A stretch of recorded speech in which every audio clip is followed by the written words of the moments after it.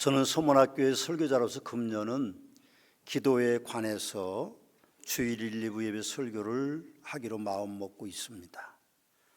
이미 년 시작을 하면서 년초에 송구영신 예배 때 예레미야 33장 3절을 통하여서 크고 비밀한 일을 주시는 하나님에 대해서 말씀을 선포했고, 지난주에는 아브라함에 대해서 그분의 기도에 대해서 메시지를 증거했습니다. 오늘은 창세기 4장 25절과 26절을 통하여서 인류 최초의 기도라는 제목으로 말씀을 증거하기를 원합니다. 기도에 대해서 준비를 하고 있으면서 과연 인류의 최초의 기도는 뭘까? 그게 궁금했습니다. 그래서 창세기를 찾다가 오늘 본문을 찾았습니다. 그래서 설교 준비를 시작했는데 설교가 너무 어려울 것 같은 생각이 설교 중간에 들었습니다. 그래서 창세기 27장에 이삭에 대한 아버지의 기도라는 제목으로 설교를 또 준비했습니다. 그러다 마음이 또 바뀌어서 하나님이 영감을 나에게 주실 거다, 어렵지만 인류 최초의 기도에 대한 설교를 해보자, 그렇게 마음 먹고 그렇게 열심히 설교 준비를 했습니다. 설교 준비가 좀 어려웠습니다. 오늘 새벽 2시가 넘도록 제가 설교 정리를 한다고 했는데 조금 어렵습니다. 여러분들에게 왜 제가 이 말씀을 드리는가 하면, 지난 주일에 제가 여러분들에게 부탁을 드렸죠. 설교자인 저를 위해서 기도해 주셔야 됩니다. 그래야 여러분들이 좋은 하나님의 말씀을 들을 수 있고 그것이 복이 됩니다. 그렇게 부탁을 드렸는데 아마 제가 힘든 거 보니까 여러분들이 저를 위해 기도를 안 하신 것 같아요. 그래서 다시 한번 부탁을 드립니다. 설교자인 저를 위해서 하루에 적어도 한 번 이상은 정한되면 식사기도 시간이라도 좀 끝에 우리 배재인 목사님 설교 좀 잘하게 해주셔서 저도 좋은 설교를 좀 듣게 해주십시오. 그렇게라도 좀 기도해 주셔야 하나님이 저와 여러분들의 기도를 들으시고 영감을 주셔서 제가 좋은 설교를 해드릴 수 있습니다. 설교자는 성도들의 기도로 업그레이드 되게 되어 있습니다.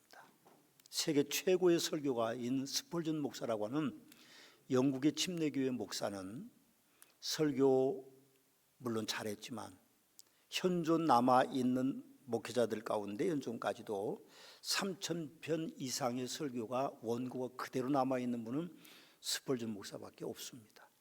그 사람들이 그 교회를 방문해서 그 교회의 크게 성장하는 모습을 보고 놀라고, 어떻게 목사님은 그렇게 설교를 잘 하십니까?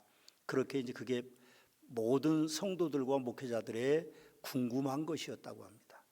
그럴 때마다 스펄전 목사는 그분들을 모시고 교회 기도실로 갔다고 합니다. 그리고 문을 열고 그 안에 많은 성도들이 기도하는 것을 보여주면서 저의 설교는 우리 성도님들의 기도로 말미암아 이루어지는 것입니다. 그렇게 이제 소개를 했다고 합니다. 제 설교도 마찬가지죠. 여러분들이 기도하지 않으면 제 설교를 잘할 수 없습니다. 또 여러분들이 기도하지 않고 오시면 제 설교와 여러분의 영과 제 영이 연결이 되지 않기 때문에 설교를 잘 하나님의 말씀으로 받아들이기 어렵습니다. 그것이 얼마나 큰 은혜인지 모릅니다. 여러분 저를 위해서 기도해 주시고 여러분들이 하나님의 말씀을 아멘으로 받기 위해서 여러분들이 기도하셔야 됩니다. 오늘 본문을 다시 봉독합니다. 아담이 다시 자기 아내와 동침하며 그가 아들을 낳아 그 이름을 셋이라 하였으니 이는 하나님이 내게 가인이 죽인 아벨 대신에 다른 씨를 주셨다 함이며, 셋도 아들을 낳고 그의 이름을 에노스라 하였으며 그때 사람들이 비로소 여호와의 이름을 불렀더라. 아멘. 사람들이 그때 비로소 여호와의 이름을 불렀다. 여호와의 이름을 불렀다라고 하는 그것을 정확하게 직역하면 이렇습니다. 여호와께 이름을 불러 그에게 말을 걸다. 하나님의 이름을 부르면서 하나님 앞에 말을 걸다. 그것이 여호와의 이름을 불렀다라고 번역되어 있는 우리나라 성경의 원문의 번역입니다. 하나님께서 사랑하는 성도들의 말을 들으신다고 하는 것, 그것이 아마 기도가 아니겠습니까? 물론 우리가 기도하는 모습들이 여러 가지죠. 입으로 발산하는 것도 있고, 입으로 발산하지 못하지만 마음으로 기도하는 것도 있고, 몸으로 기도하는 것도 있고 그렇습니다. 그런데 그 기도가 하나님 앞에 상달되는 기도가 가치 있는 기도죠. 여호와의 이름을 불러서 그분에게 말을 거는 것, 그것이 기도입니다. 그러니 우리가 기도를 하지 않을 수 없는 것이죠. 창세기 26장 24절 25절에도 보면 이삭에게 나타나신 하나님이 그렇게 말합니다. 그에게 나타나서 나는 내 아버지 아브라함의 하나님이니 두려워하지 말라. 내 종 아브라함을 위하여 내가 너와 함께 있어 내게 복을 주어 내 자손이 번성하게 하리라 하고 그렇게 밤중에 나타나실 때에 이삭이 그곳에 제단을 쌓았다고 그랬습니다.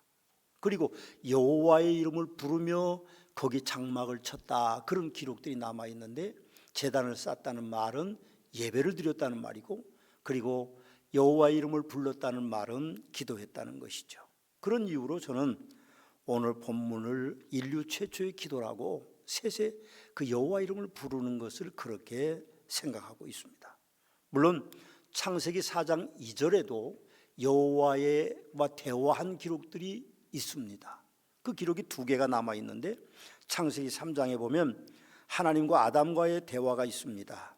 그런데 하나님과 아담의 대화는요, 정녕 내가 죽으리라는 그런 하나님과의 대화였고, 4장에 가서 보면 가나안 땅에서 살았던 그 에덴 동산에서 쫓겨난 그 아담과 이브의 후손인 가인이 동생을 살해하고 나서 하나님과 대화하는 내용들이 기록되어 있는데, 너는 땅에서 피하며 유리하는 자가 되리라 하는 그런 내용들이 있는데, 그 두 건의 하나님과의 대화는 하나는 저주고 하나는 책망입니다.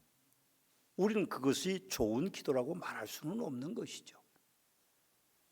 그럼 우리가 기도할 때에 하나님이 들으시고 응답되는 기도가 좋은 기도인데, 그렇지 못하고 오히려 화되는, 욕되는, 그리고 정녕 죽으리라 하고 그리고 유리하는 자가 되리라 땅에서 그렇게 말하는 그 기도의 응답은 기도라고 보기는 어려울 것입니다.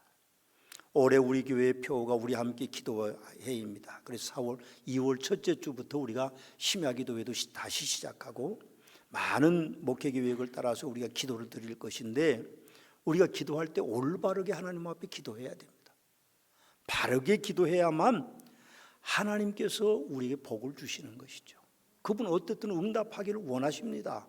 그런데 우리가 그릇되게 요구하면, 그분과 대화하면 그분이 우리에게 바른 것을 주시기는 어렵죠. 그럼 셋이라는 사람이 에노스를 낳았습니다. 그 이전에는 아담과 하와의 선악과를 따먹으로 말미암아 에덴 동산에 쫓겨나고 그들이 저 밖에서 살면서 타락한 사람들의 모습만이 보여서 여호와의 이름을 부르는 사람이 없었습니다. 그런데 셋이라고 하는 사람이 그렇게 여호와의 이름을 불렀다. 그때부터 사람들이 여호와의 이름을 부르기 시작했다. 그렇게 말씀하고 있습니다. 그럼 사람이 하나님을 거역하고 하나님의 이름을 부르지 않으면요, 부부관계도 아름다워지지 않습니다. 그럼 생각해 보면 부부가 그렇게 사랑했었는데 서로 불신하고 원망하는 사이가 됐어요. 그리고 하나님께 예물을 제대로 드리지 못하기 때문에 그 문제로 살인사건이 일어났고, 그리고 형제지간에 그런 안타까운 사건이 일어났음에도 불구하고 그걸 부끄럽게 여기지 않고 뻔뻔하게 자기 혼자 살려고 양심을 버리는 그런 대화를 하나님께 하고, 일부 일처의 원리를 저버리고 두 명의 아내를 거느리기도 하고 수금과 퉁소를 불면서 쾌락을 즐기고, 사람들을 죽이면서도 죄의식이 전혀 없이 뻔뻔하게 가인을 위하여는 벌이 7배일진데 라멕 나를 위해서는 벌이 77배이로다, 그렇게 말하는 타락된 사람들의 모습들만이 당대에 가득했습니다. 글쎄요, 그 당대에만 그랬을까요? 어쩌면 우리가 사는 이 시대도 그와 같은 시대입니다. 사람들이 죽어도, 사람들이 또 죽임을 당하여도 감동이 없습니다. 사람인 우리들의 모습도 그럴 수도 있다고 생각합니다. 남을 탓할 건 없죠. 나도 마찬가지입니다. 광주에서 아파트가 무너져서 6명의 인부들이 깔렸습니다. 저는 깜짝 놀란 게 하나 있어요. 건물이 무너져서 놀란 게 아니라 평당 수주 단가가 50만 원이었답니다. 그 건물 파손하고 거기서 버스에 깔려 죽은 사람들의 그 건물 부수는데 처음에 하도급 단가가 50만 원인데 4단계를 거쳐가면서 3만 원으로 줄었다고 그래요. 이게 10분의 1도 안 되는 돈으로 마지막 그거를 맡은 사람들은요, 무리할 수밖에 없는 겁니다. 아마도 제가 보기에는 그 아파트 붕괴 사건도 마찬가지일 겁니다. 하도급이 되고 또 하도급이 되다 보니까 급하게 짓지 않으면 타산이 맞지 않으니까, 물론 재료도 좀 적게 쓸 수도 있고 급하게 광정도 했기 때문에 문제가 생길 수 있습니다. 그러면서 우리가 생각해보면 사람들은 다 똑같지 않는가? 창세기 시대에만 사람들이 악했을까요? 저는 그렇다고 생각하지 않습니다. 오늘날 우리가 사는 세대도 사람들은 악합니다. 그러므로 하나님의 은혜로 회복되지 않으면 사람들이 여호와의 이름을 부를 수가 없는 것입니다. 악한 세상에서 어떻게 여호와의 이름을 부르고 의롭게 살아갈 수 있습니까? 여러분, 예수님께서 메시아로 오심을 표현한 갈라디아 4장 4절 말씀에 보면 때가 차면 하나님이 그 아들을 보내서 여자에게서 나게 하시고 그렇게 말씀하신 것처럼 오늘 셋도 마찬가지입니다. 아벨이 죽은 이후에 아담과 이브에게 거룩한 신 아벨을 대신해서 셋을 낳게 하는 하나님의 은혜가 있어요. 그래서 이 회복의 은혜가 있을 때에 하나님께서 사랑하는 사람들이 여호와의 이름을 부르기 시작하도록 만들어주신 것입니다. 타락한 인류의 조상이라는 아담과 이브와 그의 아들과 후손들에게는 상상할 수 없는 일이죠. 그러나 하나님이 회복의 은총을 베풀기 원하셔서 거룩한 신 셋을 주시고 그 셋에게서 에노스를 낳게 하신 이후에 사람들이 여호와 이름을 부르기 시작했다, 그렇게 말씀하고 있습니다. 아담의 족보가 기록되어 있는 창세기 5장에 가서 보면 3절에 이렇게 되어 있습니다. 아담은 130세에 자기의 모양 곧 자기 형상과 같은 아들을 낳아 이름을 셋이라 하였다, 그렇게 이야기합니다. 그게 무슨 뜻입니까? 자기 모양 곧 자기 형상과 같은 아들을 낳아 셋이었다라고 기록하고 있는 그 기록은 아담의 외형적인 모습을 말하는 것이 아닙니다. 아담의 외형적인 모습을 닮았다면 가인과 같이 됐어야 되죠. 그래서 하나님께서 그렇게 그 회복하는 은혜를 뭐라고 말씀하십니까? 창세기 1장 26절 27절의 말씀에 가서 보면 하나님이 그렇게 말씀하셨습니다. 우리의 형상을 따라 우리의 모양대로 우리가 사람을 만들고 그들로 바다의 물고기와 하늘의 새와 가축과 온 땅과 땅에 기는 모든 것을 다스리게 하자 하시고, 하나님이 자기 형상 곧 하나님의 형상대로 사람을 창조하시되 남자와 여자를 창조하시고 그렇게 말씀하신 그대로 하나님이 아담과 이브에게서 거룩한 신 셋을 그렇게 탄생하게, 그렇게 잉태하도록 만들고 출생하도록 만들었다는 그 말씀입니다. 그래서인지 종교개혁자 짠 칼빈이라고 하는 사람은요, 이 셋의 출생을 뭐라고 말하는가 하면 경건한 가정의 머리였다, 그렇게 표현하고 있습니다. 저는 그 말이 참 마음에 듭니다. 경건한 가정의 머리, 아벨 대신하여 주셨던 셋이 하나님의 회복의 은총으로 경건한 가정의 머리가 되었다, 믿음의 조상이 새롭게 태어났다는 표현으로 말씀하고 있습니다. 하나님의 사랑은 참 대단하시죠? 아닙니다. 그분의 사랑은요, 위대한 것입니다. 영원한 것입니다. 하나님께서 죄와의 원조인 아담과 이브의 아들 가인 대신에 셋을 허락해 주셨다는 겁니다. 아담과 이브에게서 하나님의 사랑으로는 거룩한 시 셋은 그의 이름의 뜻이 정해진 자다, 그런 뜻입니다. 하나님이 정하여서 태어나게 하신 자인데 거룩한 시로 태어났다는 것입니다. 옳습니다. 하나님의 구원은 하나님의 무조건적인 선택이죠. 아담과 이브의 타락한 그 육신에서 어떻게 하나님께서 셋을 주실 수가 있습니까? 아마 여러분과 제가 하나님의 입장이라면 새로운 인류를 만들겠죠. 흙을 빚어서 첫 번째 아담을 만들으셨다면 두 번째 새로운 아담을 만들면 흙을 져서 얼마든지 만들 수 있었는데도 하나님은 그렇게 하시지 않고 아담에게서 이브에게서 하나님께서 셋을 허락하셔서 그 후손이 낳는 혈통을 통하여서 회복의 은총을 허락하고 계심을 우리는 봅니다. 이건 하나님의 구원의 역사가 한순간도 단절됨이 없다는 걸 우리에게 보여주고 있는 것입니다. 우리가 살다 보면 하나님께 잘못할 때도 있고 바르게 살지 못할 때도 있죠. 어떻게 온전하게 살 수 있습니까? 그럴 때 하나님의 긍휼하신 은혜가 우리에게 임하셔서 우리가 마음을 새로 닫아듬고 그리고 하나님 앞에 바르게 살기 위해 노력을 하고 그래서 하나님의 축복을 받게 되는 그런 역사들은요, 하나님의 은총이 아니면 안 됩니다.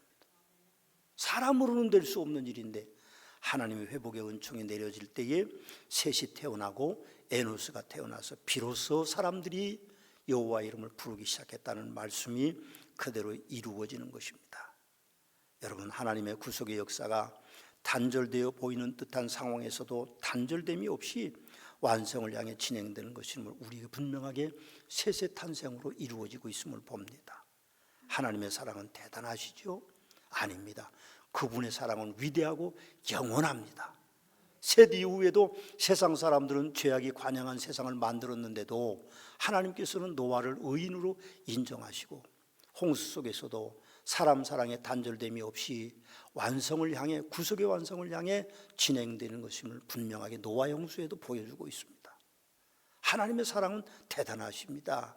아니죠. 위대하고 영원합니다.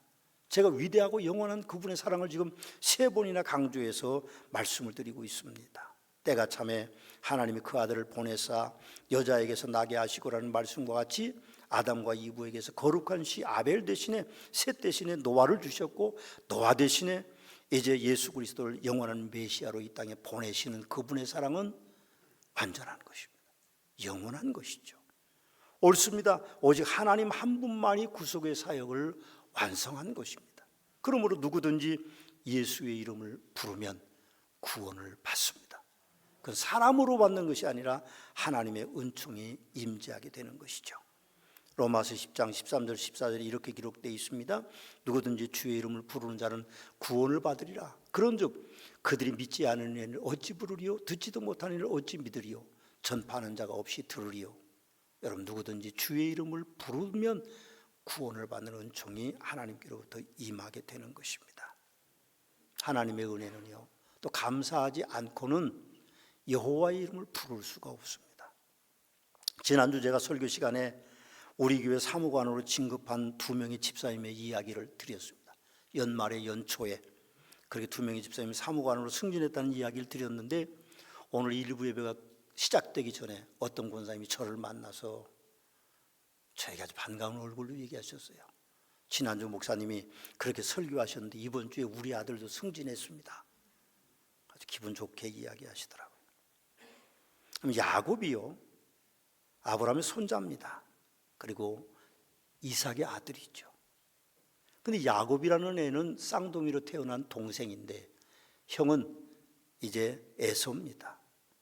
근데 엄마 뱃속에서 태어날 때부터 쌍둥이는요, 한 10분 정도 차이로 그렇게 되게 나온다고 그래요. 뭐 안 나봐서 잘 모르겠는데 어쨌든 그렇게 나온대요.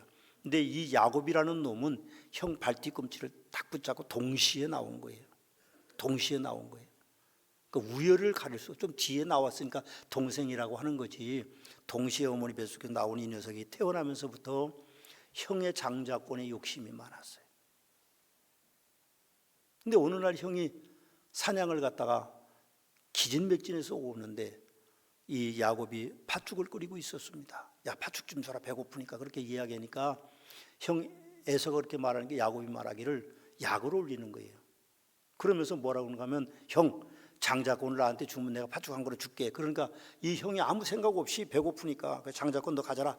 그럼 팥죽 한 그릇을 얻어먹고 나서 생각해 보니까 이게 문제가 큰 거예요. 아버지에게 축복 기도를 받는데 이 야곱이라는 놈이 속여가지고 염소털로 위장을 하고 손목을 막고 그리고 음성도 변조해가지고 형이 받을 축복을 지가 다 받고, 에서가 늦게 와서 예물을 가지고 아버지한테 가니까 너는 누구냐? 이미 다 내 축복을 빌었다. 그럼 얼마나 화가 나겠어요. 동생을 죽이려고 하니까 어머니가 그를 친정으로 빼돌린 겁니다. 그 친정으로 도망가는 거예요. 400km가 넘는 갈대우르로 가는데 그 어린 소년이 얼마나 두려웠겠어요. 지쳐서 잠들었는데 돌베개를 하고 광야에서 잠을 자는데 꿈을 꿨어요. 하늘에서 사닥다리가 내려오는데 천사들이 오르락 내리락 하는 겁니다. 그러니까 이 욕심 많은 야곱이 얼른 일어나서 돌베개 했던 걸 딱 세워놓고 거기다 자기의 유일한 재산인 기름 한 병을 다 쏟아붓고 하나님 앞에 서약을 하는 겁니다. 내가 다시 아버지 집으로 돌아오면 여기가 여호와의 전이 될 것입니다. 그리고 나의 하나님 여호와가 되실 것이고 내가 기둥을 세우는 이 돌이 하나님의 집이 될 것입니다. 그렇게 약속을 하고 그는 그렇게 약속합니다. 내가 10분의 1을 하나님께 분명하게 드리겠습니다. 이 조건을 다는 야곱의 욕심은요, 우리가 좀 욕심을 내야 돼요. 하나님이 주신다는데 왜 우리가 욕심을 안 냅니까? 우리 욕심을 내야죠. 그래서 우리가 하나님 앞에 예물 드리는 것도 욕심을 가지고 예물을 드려야 되고, 물론 다른 사람한테 자랑하지는 마세요. 그냥 하나님과 나와의 문제니까 누가 알아주든 알아주지 않든 상관없이 내가 하나님 앞에 그렇게 서약하고 그렇게 예물 드리고 그러면요, 야곱이 20년 만에 고향으로 돌아오는데 거부가 돼서 돌아옵니다. 가족도 부인이 넷이고 자식들도 12명이 되고 그렇게 거부가 돼서 돌아오는데 형에게 화해 예물로 보낸 것만 약 36억 원어치를 보냈다고 그래요. 오늘날 돈으로 따져보면, 학자들이 연구해 보니까 그만큼 부자가 돼서 돌아옵니다. 우리는 욕심을 좀, 거룩한 욕심을 좀 가져야 됩니다. 저도 여호와의 이름을 부릅니다. 저는 중학교 3학년 때 제가 예수님을 만났어요. 교회 지하실에서 철회하다가 예수님을 만났어요. 성령님이 저에게 오신 거죠. 성령 하나님 저에게 오셔서 내가 예수님을 구세주로 고백하고 살았습니다.